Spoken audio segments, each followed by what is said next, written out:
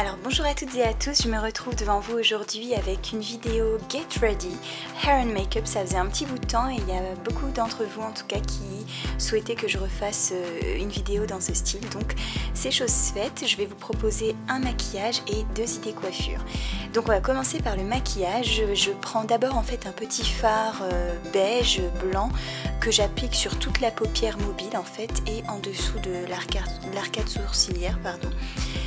Donc vous n'hésitez pas, vous en appliquez un petit peu, c'est simplement pour avoir une base. J'en applique aussi un petit peu en dessous parce que j'étais un petit peu fatiguée et le dessous était un petit peu rouge du coup. Ensuite je prends une couleur plus foncée, donc j'ai fait dans les tons on va dire un petit peu plus foncé que mon pull que vous verrez tout à l'heure. Et j'en applique en fait dans le creux de la paupière, donc un petit peu plus vers le coin externe et je remonte progressivement tout doucement avec mon pinceau vers l'intérieur. Je fais pareil donc de l'autre côté. C'est un petit fard en fait irisé, moi je trouve que c'est encore plus joli. Pour tout vous dire, donc j'avais filmé cette vidéo avant les fêtes et ça explique aussi le fait que je souhaitais un maquillage un petit peu plus chargé que ce que je porte habituellement. Donc j'applique, je vais en fait du coin externe de l'œil vers le coin interne, mais vraiment avec parcimonie.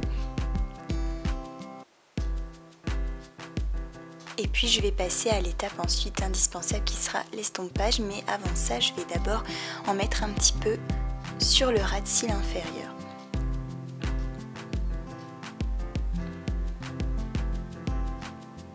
Donc faites attention à ne pas en mettre trop pour pas donner une sorte d'effet de cerne en fait, hein. Donc vous faites attention à ne pas trop en mettre.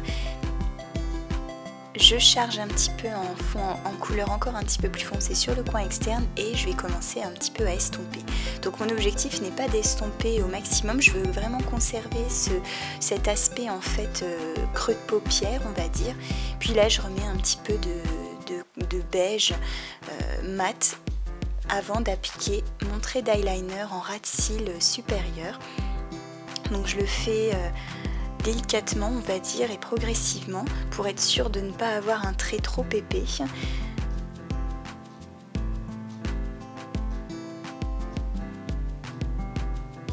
Donc je vais aller jusque l'intérieur, je vais faire attention de ne pas dépasser et je vais continuer.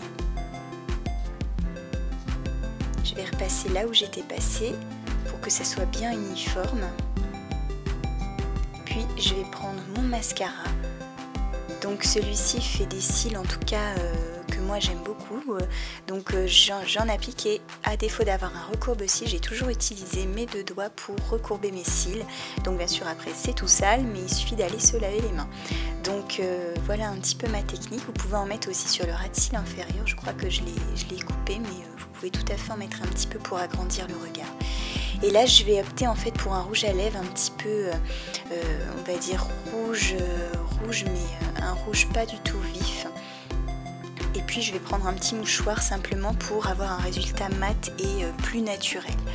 Donc voici le résultat du maquillage. Passons maintenant à la première idée coiffure. Donc je vais d'abord séparer puis mettre mon petit serre-tête des roses de Lily que j'adore et que je ne me lasse pas de porter ces temps-ci. Donc je vais crêper un petit peu la partie supérieure simplement pour avoir une sorte de coque et je vais enrouler en fait comme vous pouvez le voir. À défaut d'avoir mis un headband on peut tout à fait le faire, donc si on a des cheveux courts ça sera encore plus simple. Donc comme quoi vous pouvez aussi faire de jolies choses même avec des cheveux disons mi-longs, courts, ça peut rendre très joli. Donc là vous fixez avec des petites pinces, moi j'en ai choisi des rondes, puis je vais séparer en fait de chaque côté. Comme vous avez pu voir j'avais laissé donc des cheveux de chaque côté pour faire des nattes en épi, une de chaque côté que je vais faire se rejoindre en fait à l'arrière du chignon. Donc la natte en épi basique, on n'est même pas dans une natte en épi collée, on est vraiment dans une natte en épi. Donc on fait avec deux brins et on prend une petite section à chaque fois de chaque brin qu'on va amener en fait vers l'autre partie. Donc je prends à gauche, je passe au dessus, j'emmène à droite, je prends à droite, j'emmène au dessus et à gauche, ainsi de suite. Vous continuez. Vous n'êtes pas obligé de faire toute la longueur mais vous allez voir jusqu'où à peu près il faut aller. Donc vous continuez votre natte en épi, vous la desserrez un petit peu pour que ça soit encore plus joli. Je l'ai fait un tout petit peu mais vous pouvez le faire encore plus, ça n'en sera encore que plus beau. Donc une fois que vous avez fait ça, donc vous nattez bien vers l'arrière pour justement ne pas avoir de faux plis entre guillemets. Puis vous allez venir fixer au-dessus du petit chignon roulé qu'on a fait à l'arrière de notre tête. Donc on fixe avec une pince et on fait exactement la même chose de l'autre côté, notre petite natte en épi. Donc je ne vous l'ai pas laissé en entier puisque c'est exactement la même technique. On la rejoint avec l'autre, on la dissimule sous l'autre natte en épi qu'on a déjà fixée, on prend une petite pince et le tour est joué. Donc vous avez votre première idée coiffure, vous pouvez tout à fait la porter honnêtement un peu dans la vie de tous les jours mais aussi pour des événements. Je vois très bien ce genre de coiffure si vous êtes invité à un mariage par exemple. Donc voilà, dites-moi ce que vous en pensez en commentaire. Et dans cette seconde idée coiffure que vous avez pu apercevoir en image, je suis partie sur un chignon très haut, donc vraiment sur le sommet de la tête, donc un petit peu dans l'esprit du chignon basique. Donc on l'attache avec une simple queue.